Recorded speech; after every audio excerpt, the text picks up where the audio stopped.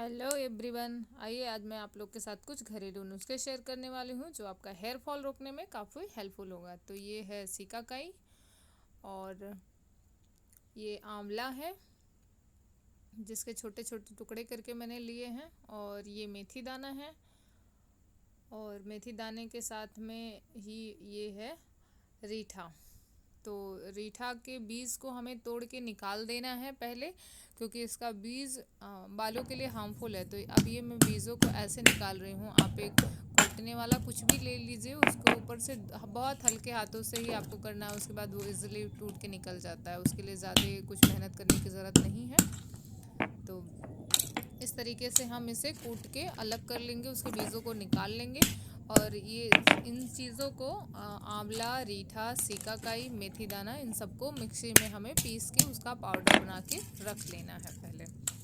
और उसके बाद उसे मिला के फिर आप अपने बालों में कभी भी 10 मिनट के एक रात के लिए भिगो के रख दें पानी में, उसके बाद कभी भी लगा सकते हैं। तो अब इस तरीके से मैंने इसे कूट के निकाल लिया है। और इसके बाद इसका मैंने सबको पीस लिया है मिक्सी में।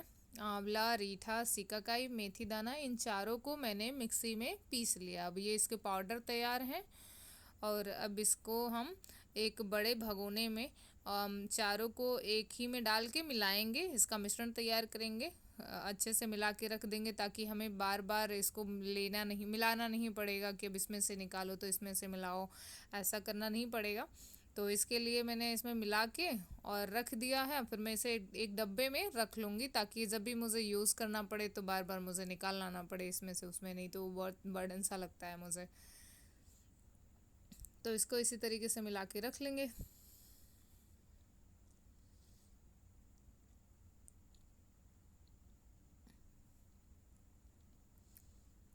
तो देखिए इसी तरीके से इसको मिलाना है, और मिलाने के बाद इसको आप अपने अनुसार कहीं पे भी रख सकते हैं। एक बड़ा सा डब्बा लें, कोई बड़ा सा बर्तन लें जिसमें आ जाए ये आराम से, जिसमें हवा ना पास हो, आराम उसको रख दें उसमें।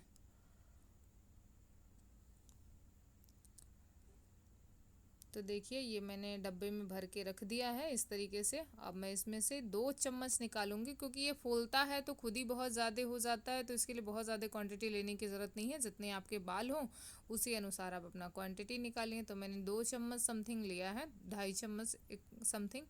अब मैं इसे भिगो के रख दूंगी एक रात के लिए या 8 से 10 घंटे के लिए। जितना ज़्यादा ये फूलेगा और जितना टाइम हम इसे भिगो के रखेंगे उतना ही अच्छा होता है कि ये फूलेगा और अच्छे से आपके बालों के लिए फ़ायदेमंद है। तुरंत भिगो के लगाना ये अच्छा नहीं रहेगा।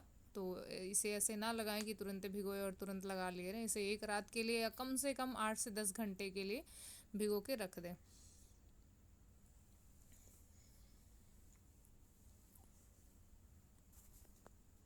तो ये मैंने भिगो के रख दिया है। रात भर के बाद ये फूल गया है और इस तरीके से हुआ है 24 घंटा भीगने के बाद में। अब ये ऐसे दिख रहा। अब मैं इसे अपने बालों में लगाऊंगी।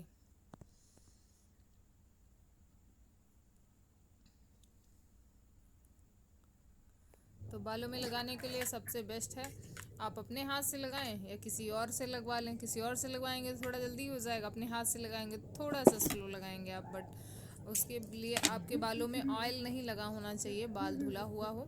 और उसके बाद इस तरीके से आपको बालों में लगाना है कि जड़ों तक जाए। इसका रस जो है वो आपके हेयर के जड़ जो हैं बालों के, वहाँ तक ये पहुँचे अच्छे से, और कोई भी हिस्सा ना छूटने पाए। आप ज़्यादा क्वांटिटी लेके ही लगाएं, ऐसा नहीं कि ऊपर ऊपर ही थोड़ा सा लगा लिया, ऐसा ऐसे नहीं करना है। तो जिस तरीके से मैं कर रही हूँ इसी तरीके से ही करें आप कि बालों में बहुत अच्छे से लग जाए।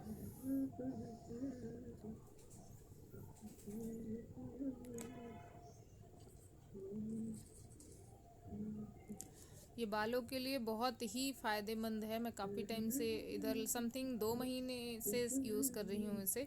तो ये मेरे बालों के लिए तो बहुत हेल्पफुल साबित हुआ है कि मेरे बाल झड़ने काफ़ी कम हो गए हैं। जितना पहले होते थे उससे काफ़ी कम हो गए हैं। आप लगाएंगे जब इसे तो इसका अंतर खुद ही आपको दिख जाएगा।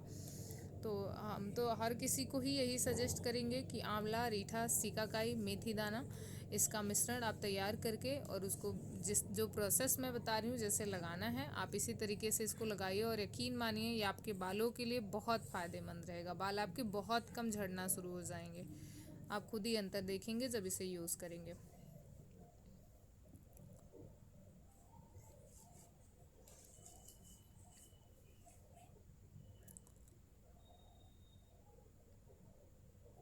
तो इस तरीके से आपको अपने बालों में लगाना है।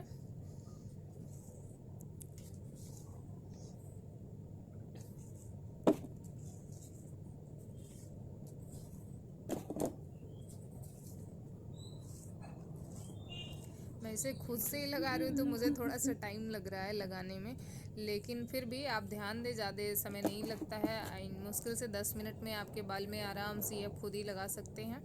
तो और ये ध्यान दें कि कोई भी हिस्सा ना छूटने पाए, आपके बालों के जड़ों तक अच्छे से लग जाए और ये बहुत सूखा ना हो। अगर ये थोड़ा सूखा रहे तो जैसे आप भिगो के रखें और सुबह के टाइम में अगर आपने पानी कम डाला हुआ होगा तो ये थोड़ा सा सूखा हो जाएगा, बट उतना सूखा नहीं लगाना, आपको थोड़ा सा गीला करना है ताकि ये बालों तक आपके बहुत अच्छे से इसका रस आपके बालों तक पहुंच जाए।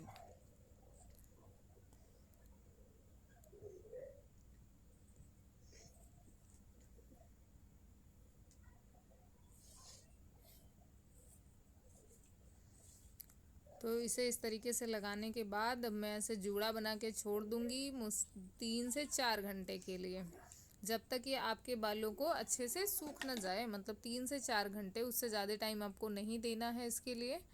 और उसके बाद जब 3 से 4 घंटे बीत जाए, बाल आपके सूख जाएं और ये मिश्रण आपके बालों में अच्छे से अब्जॉर्ब हो जाए और थोड़ा सा सूखने के बाद टाइट टाइट सा लगने लगेगा, उसके बाद आप अपने बालों को धुल लें।